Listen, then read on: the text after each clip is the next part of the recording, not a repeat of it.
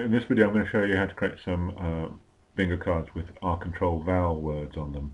R-control vowel words are words in the phonics system of teaching reading which contain an R which alters the sound of the previous vowel. So an example would be the word burn, where the R after the U changes the sound of the U. The software I'm using for the video is called Bingo Card Printer, and you can download it from bingocardprinter.com. This is the initial screen of the software. I click Create New Bingo Card Project. Now I have a choice of what kind of bingo card I'd like to create. I can choose a blank bingo card where I enter my own words, choose an alphabet bingo card, numbers, can choose bingo cards from templates for various subjects such as events, bridal showers, baby showers under that category, holidays like Christmas, Halloween, school subjects like English, geography, history, math, science, or in this particular case I'm going to go to reading and I get a list of options relating to teaching reading. First of all, sight words, or including the famous Dolch sight words, which are words that children need to recognise by sight rather than sounding out in order to read them, usually more common words. And then I get the list of phonics options, including R-control vowel words. So what I do is I select the item I want, I either double click on it or click on it once and then click OK, and I've now created my initial R-control vowel bingo card. On the left hand side is listed words, all in this case containing R-control vowels. The right hand side is sample bingo card, options for customizing the bingo card, options for customizing my printing options. I can in fact customize the word list as well, so for example if I don't want the word card to be there, I can simply highlight it and click delete, or if I don't want the word bark, I can highlight it and click delete, or I can add my own words. So for example, if I would like to add the word dash, or dart, D-A-R-T, I simply type that in, and you'll see it appears at the bottom of the list. The previous words are in alphabetical order. Those are lists from the template. Any new words appear at the bottom. But if I use the sort option, I can resort it back into alphabetical order if I want. Dart is now in the right place. And then in fact quite a lot of options for customizing the list of words, customizing the order of the words and so forth. But we'll say I'm happy with the word list, so we'll look at customizing the bingo card.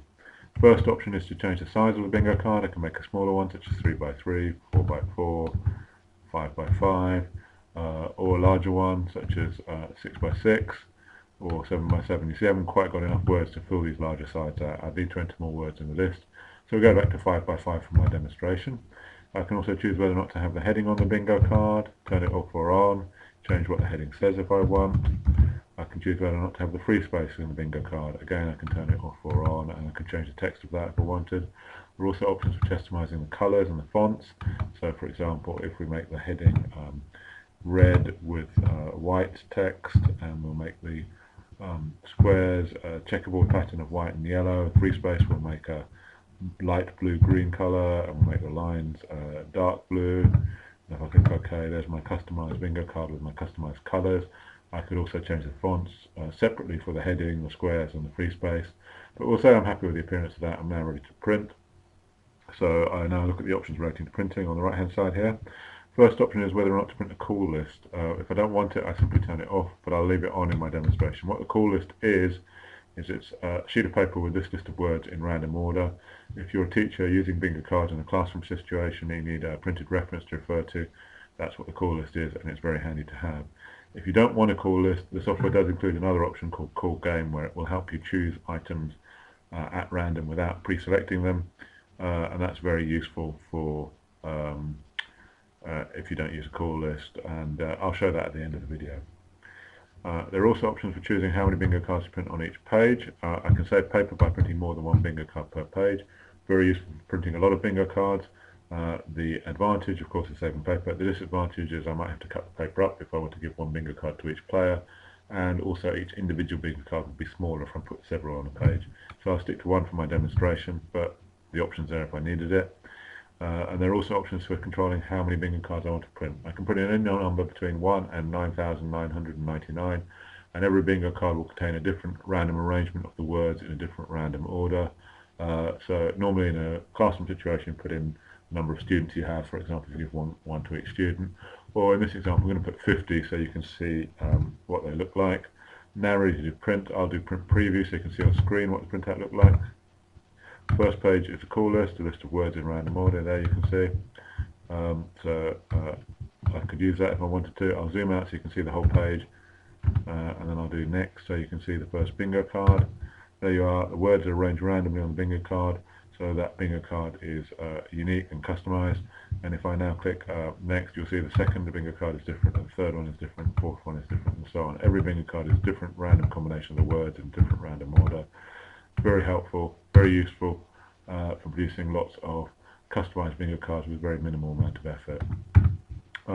Okay, I'll close the print preview, go back to the main screen and talk about this one other option that I mentioned previously, Call Game.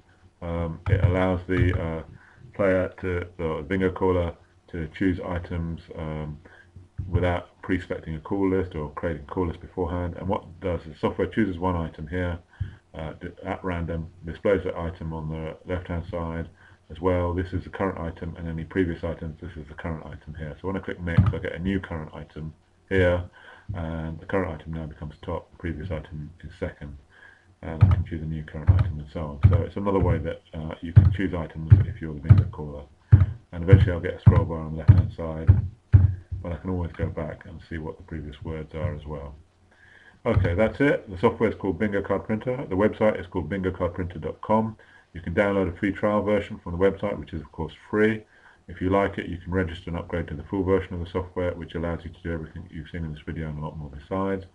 The software is compatible with all recent versions of Windows, includes full instructions, and both the free trial version and the registered version includes hundreds of ready-to-use templates for different bingo activities to get you started, or you can of course use the software to create your own customized bingo activities. Thank you very much. Please go to the website bingocardprinter.com and download the free trial, try it out, see what you think. Thank you.